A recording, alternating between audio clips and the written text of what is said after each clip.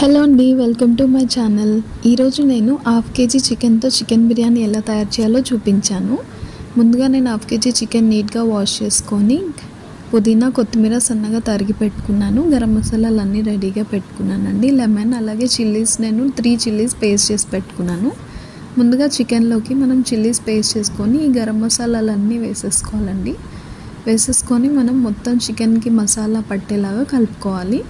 నేను దీంట్లోకి 1 స్పూన్ కారం, 1 స్పూన్ ఉప్పు, 1/2 స్పూన్ పసుపు, అలాగే యాలకులు, లవంగాలు, చెక్క, ఆకు, అలాగే మరాఠీ మొగ్గ, కొంచెం కసూరి మేతి, గరం మసాలా ఇవన్నీ వేసేసుకున్నానండి. మనం ఉప్పు ఇక్కడ అడ్జస్ట్ అవ్వకపోయినా మనం తర్వాత వేసుకోవచ్చు పెరుగు కలిపాక. ఇందులోకి నేను కొత్తిమీర, పుదీనా తరుక్కున్నాను కదా, అది కూడా వేసేసుకొని ఒకసారి బాగా మిక్స్ చేసేసుకున్నానండి.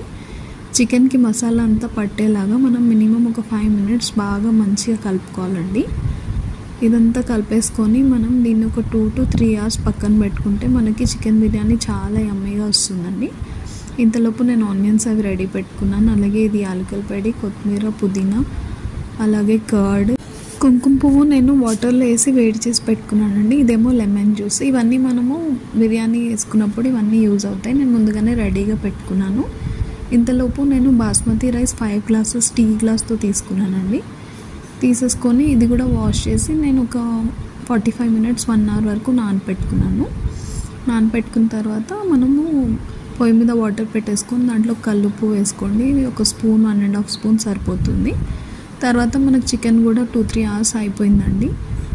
దీంట్లోకి అల్లం వెల్లుల్లి నేను వేయడం మర్చిపోయాను, ఇప్పుడు వేసాను. అలాగే లెమన్ జ్యూస్, కొంచెం ఆయిల్ అండి. నేను ఆనియన్స్ ఫ్రై చేసుకున్న ఆయిల్ వేసుకున్నాను.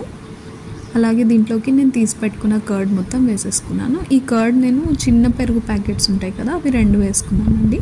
హాఫ్ కేజీ చికెన్కి సరిపోతుంది. ఇదంతా మళ్ళీ నీట్గా మంచిగా కలిపేసుకోండి. మొత్తం అంతా మసాలా కలిసిపోయేలాగా, పెరుగు ఎక్కడ తెల్ల తెల్లగా కనిపించకుండా మొత్తం నీట్గా కలిపేసుకొని అప్పుడు ఇక్కడ మనము సాల్ట్ అండ్ కారం ఏదైనా తక్కువైందా టేస్ట్ చేసుకోవచ్చండి. దీంట్లోకి నాకు కొంచెం సాల్ట్ తక్కువ పడింది, నేను సాల్ట్ వేసుకున్నాను. 1 స్పూన్ ఆచి బిర్యానీ మసాలా కూడా వేసుకున్నానండి. వేసేసుకొని నేను మిక్స్ చేసేసుకున్నాను.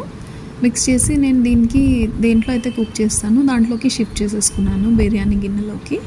చూడండి, నేను గిన్నె మార్చేసుకున్నాను, దీంట్లోకి వేసేసుకున్నాను. అప్పటికి మనకు వాటర్ బాయిల్ అయిపోయింది. దీంట్లోకి రైస్ జాగ్రత్తగా వేసుకోండి. లేదంటే మీకు ఇట్లా చేత్తో వేయడం అలవాటు లేకపోతే స్ట్రైనర్లో వేసుకోండి. ఇంతలోపు నేను పక్కన ఒక గిన్నెలో కొంచెం వాటర్ కూడా బాయిల్కి పెట్టుకున్నానండి.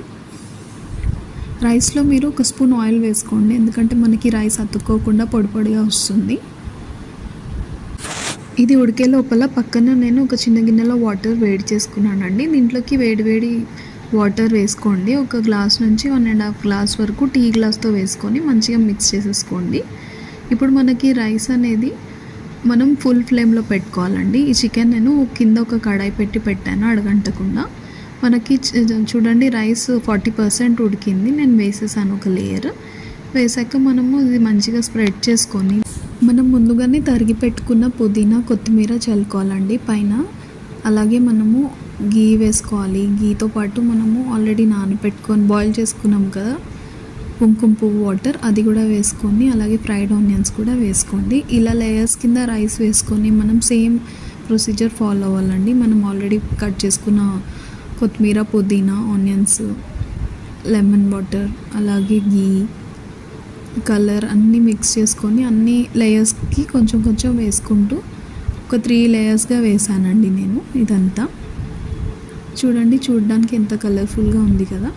నాకు కుంకుమ పువ్వు కలర్ తక్కువ అనిపించి నేను కొంచెం ఫుడ్ కలర్ యాడ్ చేశానండి సెకండ్ టైం.